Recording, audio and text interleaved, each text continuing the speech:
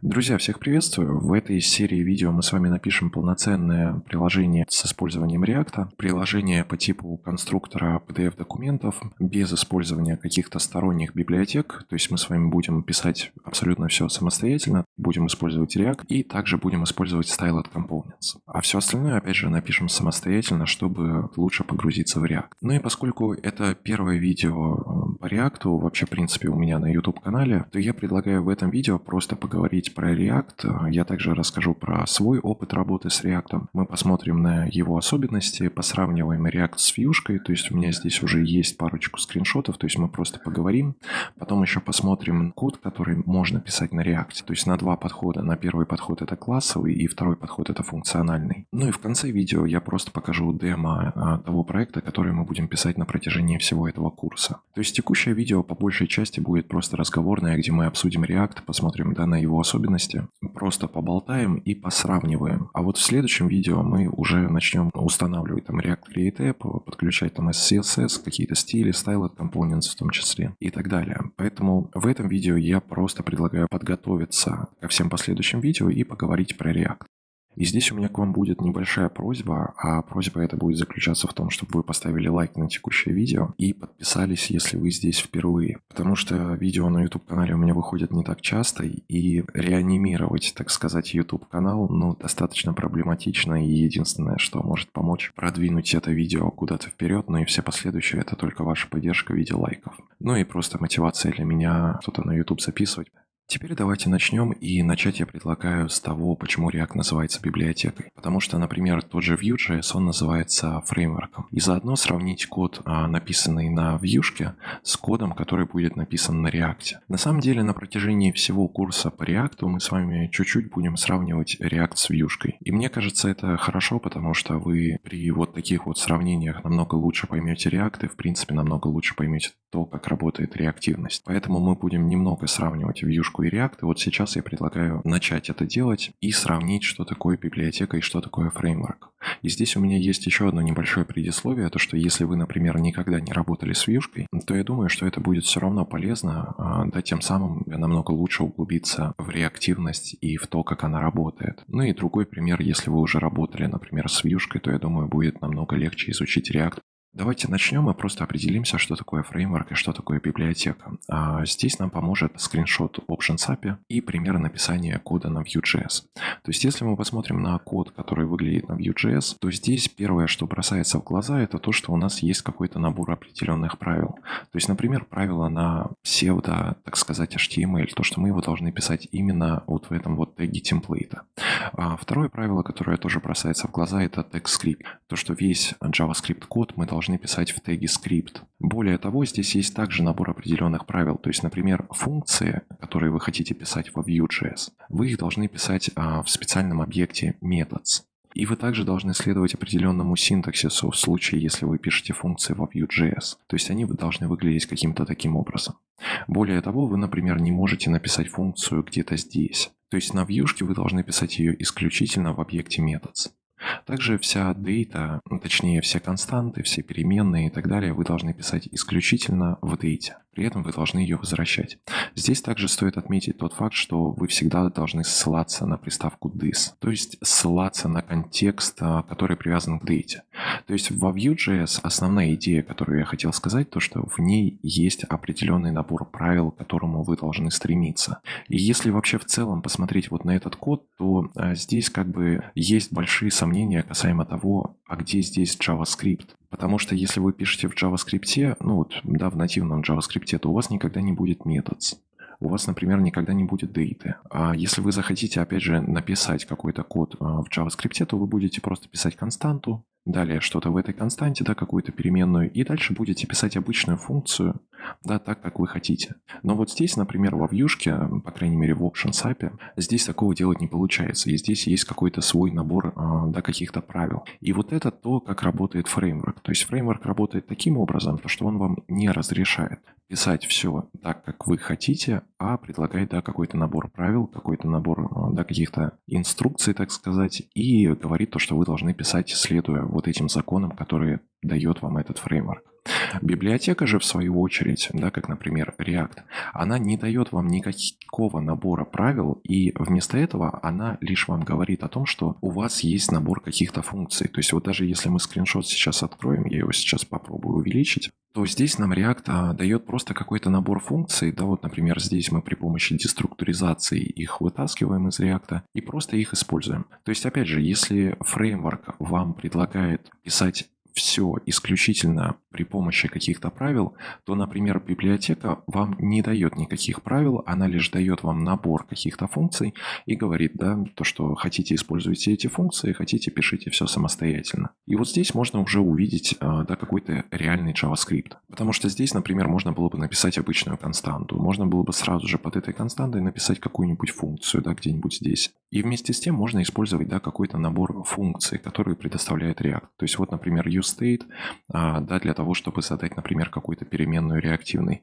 либо useEffect для того, чтобы запустить какой-то callback, когда рендерится компонент. При этом можно не использовать, да, вот этот useState, можно не использовать useEffect, а просто писать чистый JavaScript, как, например, сделано здесь. При этом синтаксис, он зависит только от вас. То есть вы можете либо написать функцию, либо написать класс, либо написать стрелочную функцию, либо сделать это все через константу, да, и так далее. То есть основная идея, которую я хотел сказать, то что в React нету никаких правил, и вы можете писать все как угодно и в том стиле, которым вам больше нравится. И здесь я сразу же предлагаю перейти к стилям, потому что на самом деле в React есть два стиля написания кода. То есть первый стиль — это стиль компонентов, и второй стиль — это функциональный стиль. И я расскажу немножко про свой опыт, когда я входил в React. И, возможно, в моем опыте вы найдете отражение своего опыта, так сказать. Так вот, у меня был опыт в том, что я входил в React, и тогда еще не было функциональных примеров, то есть не было вот какого-то такого красивого достаточно кода. И вместо этого все писали на классах. И, возможно, у вас тоже был такой опыт, когда вы знакомились с React при помощи классового подхода. И на самом деле такой подход, он не является красивым. И у меня, например, было такое, что когда я писал на классовых компонентах, я это, кстати, делал после Angular, мне это показалось нормальным, но писать на классах у меня как бы не вышло, и я просто убежал во вьюшку, потому что даже если мы сейчас сравним, да, два вот этих вот куска кода, давайте даже вот так вот сделаю, то есть мы сейчас с вами наглядно сравним код на вьюшке, например, и код на React, то как бы на React, если мы пишем на классовом подходе, то код выглядит очень и очень странным, и, по моему мнению, полюбить вот такой вот код — это очень и очень проблематично. И у меня было такое, что я из React просто убегал, потому что мне вот этот код абсолютно не нравился.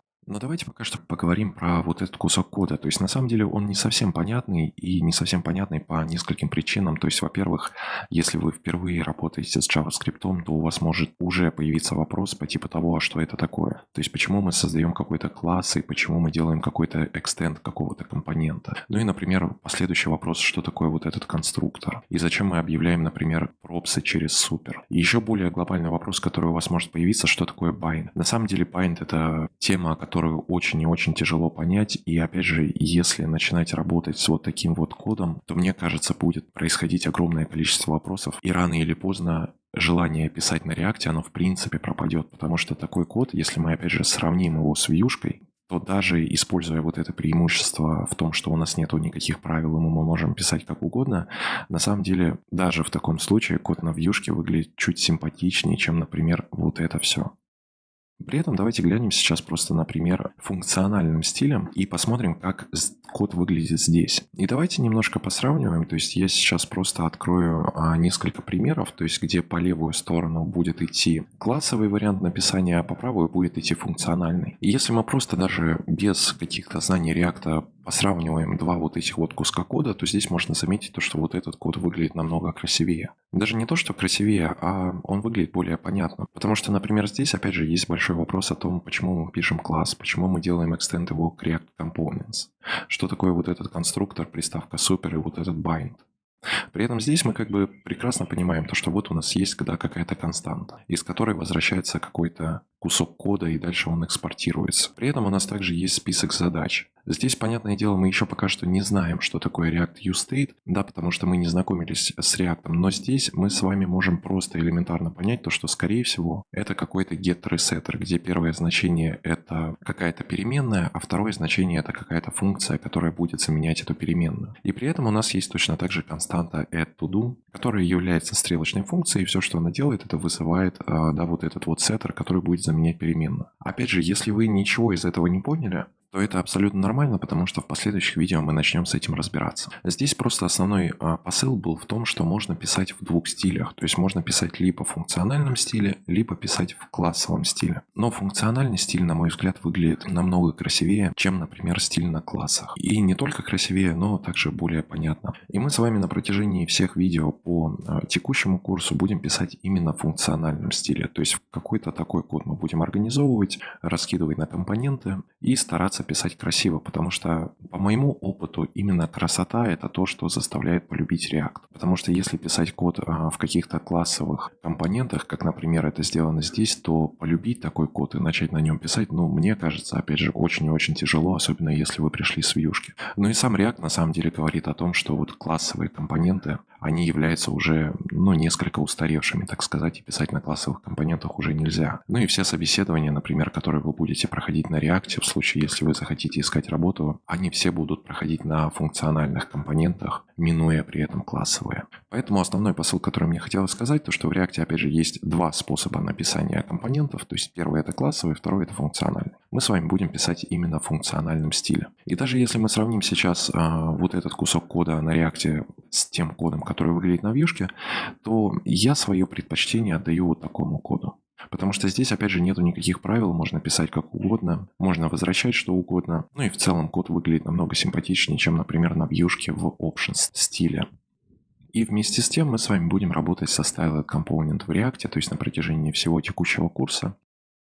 И Styled Component – это способ описания стилей для компонентов. То есть давайте даже просто быстренько глянем, как он нам предлагает это делать. То есть просто зайдем в Basic и посмотрим на Started. Здесь есть просто какая-то константа, которую мы пишем при помощи SCSS и дальше раскрашиваем внутри компонента. То есть вариантов на самом деле разукрасить приложение на React есть масса. То есть либо можно создать какой-нибудь файлик, да, например, здесь по типу app.css, подключить его в любой компонент и начать раскрашивать. Либо создать тот же самый файлик, но при помощи SCSS и точно так же его подключить и раскрасить, да, здесь при помощи классов. Либо сделать это каким-то вот таким вот образом и, например, напрямую в компоненте React писать какие-то стили, по типу, например, вот такого вот тайтла. И далее сразу же этот тайтл, например, написать где-нибудь здесь, по типу Hello World. И таким образом текущий тайтл будет зависеть от текущей константы, которая описана в Styled Components. Если вам показался Styled Component каким-то тяжелым, то на самом деле мы вместе с тем подключим SCSS. То есть уже буквально в следующем видео мы настроим SCSS и посмотрим, как работать с стилями при помощи SCSS. То есть там вы сможете сами для себя выбрать, что вам больше нравится. Либо подход с обычным CSS, либо с SCSS. Либо со Styled Component. То есть мы опять же будем использовать два способа, и при этом стараться их комбинировать. И раз мы начали говорить про CSS, тогда давайте поговорим еще про UI-фреймворки, которые существуют на React. То есть я вот такую вот статью нашел и парочку фреймворков здесь открыл. То есть давайте поговорим о них и заодно поговорим о том, почему их не очень хорошо использовать. Но вначале давайте поговорим о том, что они из себя представляют. На самом деле все эти UI-фреймворки создаются для того, чтобы вы могли создать какой-то прототип и не писать какие-то компоненты. То есть, например, вот кнопки, да, за вас уже написали, какие-то аватарки точно так же за вас написали.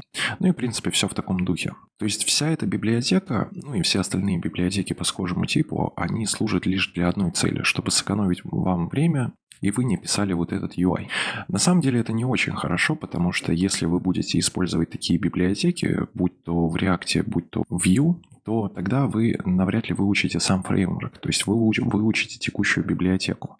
То есть идея, которую я хочу донести касаемо UI-фреймворков, заключается в том, что, используя вот эти UI-фреймворки, вы не будете учить React. Вы будете учить эти фреймворки. И даже по своему опыту хочу сказать, когда я смотрел курсы по React, то там создатели этих курсов, те создатели, кто использовал фреймворк, у них просто на половину экрана был открыт фреймворк, а на вторую половину экрана они писали код. И то есть там был большой вопрос касаемо этих курсов, а чему они реально учат. То есть вот эти учителя, они учат, да, фреймворку какому-то, либо реально реакту. Потому что работа с реактом, опять же, по моему опыту, она в 90% случаев заключается в работе с UI. То есть, опять же, когда вы найдете работу, вы будете писать модальные окна, вы будете писать какие-то вот такие тултипы, будете, да, иконки делать, разбираться с алертами там и так далее. Поэтому, как бы, использовать UI-фреймворки это прикольно, но прикольно, когда вы уже знаете React, либо знаете какой-то, да, фреймворк. Потому что, опять же, даже если вы знаете React, вы можете просто открыть, например, GitHub вот этой библиотеки, перейти куда-нибудь там в Packages,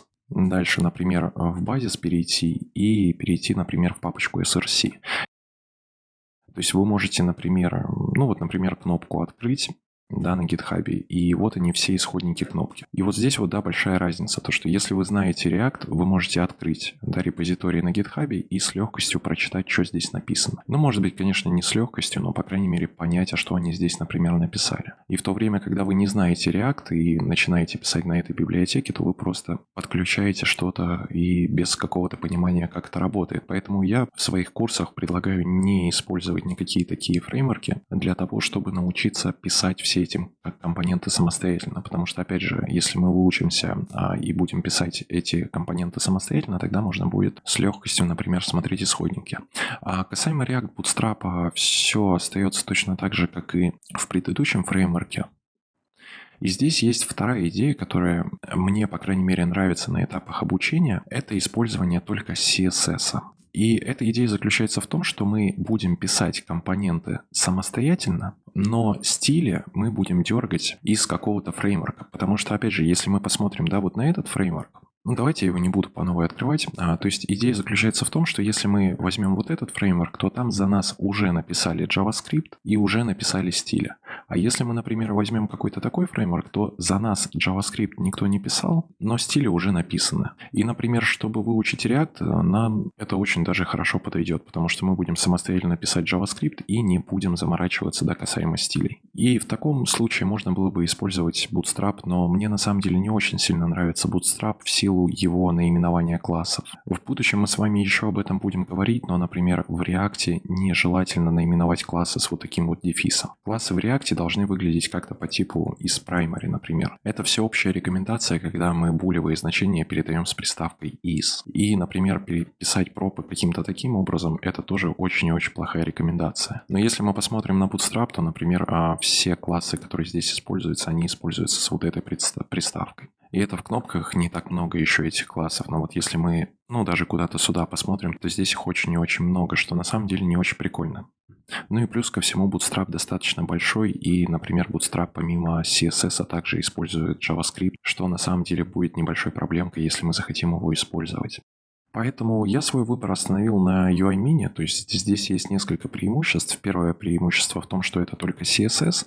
Второе преимущество в том, что это 4 килобайта весит. Ну и здесь также полная адаптивность и легкое комбинирование с Bootstrap, либо, например, с React. То есть даже если перейти, например, в какие-нибудь кнопочки, то здесь все выглядит чуть красивее, чем, например, в Bootstrap. Почему? Потому что есть главный префикс UI, что позволяет комбинировать текущий фреймворк, например, с тем же самым Bootstrap, потому что вот этот префикс UI, он делает как бы этот фреймворк уникальным. И тем самым классы с разных фреймворков, например, между собой не перебиваются, потому что здесь везде есть префикс UI. Ну и также есть основная концепция, которой нужно следовать, а именно к правильному наименованию пропов. И здесь, если посмотреть, то везде идут приставки is и в компоненте кнопки, и, например, в компоненте какого-нибудь свитча, например. То есть в случае, если он будет сделан по типу disabled. Поэтому я в данном случае буду использовать именно UI Mini. На самом деле, если вы давно смотрели мои видео, то, скорее всего, вы знаете то, что этот фреймворк я сам и написал, и я его в каком-то одном из первых приложений интегрировал во вьюшку. Так вот, сейчас я предлагаю сделать то же самое и сделать это с React. Ну и, пользуясь случаем, я хотел бы сказать, что я буквально недавно выложил UI Mini на Product Hunt. Поэтому, если у вас будет что-то, что вы хотите высказать по текущему фреймворку, либо просто что-то написать, поэтому я буду ждать вас здесь, на Product Hunt, и с удовольствием почитаю, что вы напишете. То есть это не обязательно, просто если будет желание, тогда можете это сделать. Ну и на протяжении всех последующих видео мы с вами напишем какую-то вот такую резюмешку, где будет загрузка аватарки, то есть, например, какого-нибудь пингвина. Ну и просто, да, некий конструктор по созданию своей резюмешки. При этом, да, все поля, например, их можно будет отредактировать. Да, вот, например, секцию About Me, что-то, например, написать сюда, указать, например, какую-нибудь почту, какой-нибудь номер, да, телефона и так далее. Плюс мы с вами сделаем дублирование секций, то есть, например, Work Experience его можно будет продублировать и, например, точно так же какие-нибудь поля изменить, и также секцию со скиллами, да, то есть можно до бесконечности выстраивать какие-то скиллы, точно так же дергать ползунки и также редактировать какие-то поля. То есть, например, React, ну, например, еще какой-нибудь там, да, JavaScript. То есть мы с вами просто сделаем некий конструктор резюмешки, который любой пользователь сможет составить и, более того, ее распечатать. То есть, например, нажать на кнопку Print и, например, сделать вот такую вот резюмешку, исходя из того, что мы написали, да, вот в этом конструкторе, ну и сразу же ее сохранить, да, например, каким-то таким образом. Ну и если посмотреть, то вот она эта резюмешка, которую только что мы составили. То есть вот что-то по такому типу мы с вами сделаем. При этом у нас не будет дополнительных библиотек. То есть, например, вот эту загрузку аватара мы будем писать самостоятельно. Все редактируемые поля тоже будем писать самостоятельно. Компоненты range мы точно так же будем писать самостоятельно. Ну и все остальное точно так же без использования каких-либо библиотек. Ну и в завершение текущего видео я хочу также добавить то, что у меня выходит полноценный курс по React. Он еще пока что не вышел, но, возможно, когда вы смотрите это видео, он уже доступен. То есть сейчас вы можете просто перейти по ссылочке в описании, я закреплю ее в комментариях, также в описании под видео, и попасть в лист ожидания, тем самым получив определенные бонусы на старте. Просто YouTube немножко ограничен по времени, и записывать что-то больше, чем, например, 2 часа, ну это практически бессмысленно, а вот в текущем курсе, по крайней мере, сейчас уже записано 16 часов. То есть текущий курс, он будет рассчитан примерно на 20 часов. Там будет уже более глубокое погружение в React, более масштабные проекты, сертификаты, домашние задания и так далее. Поэтому, если вам интересно, то ссылочка опять же будет в описании под видео. Я не могу обещать то, что этот курс выйдет в свете последних событий, но в любом случае вы можете просто записаться в лист ожидания, да и получить некоторые бонусы. А на этом я с вами прощаюсь, и в следующем видео мы приступим к разработке вот этого приложения с конструктором PDF-ок. Установим React Create App, подключим CSS, попишем стили, разберемся, как их писать, как подключать библиотеки и так далее. То есть в следующем видео будет много всего интересного, ну а в текущем я с вами прощаюсь.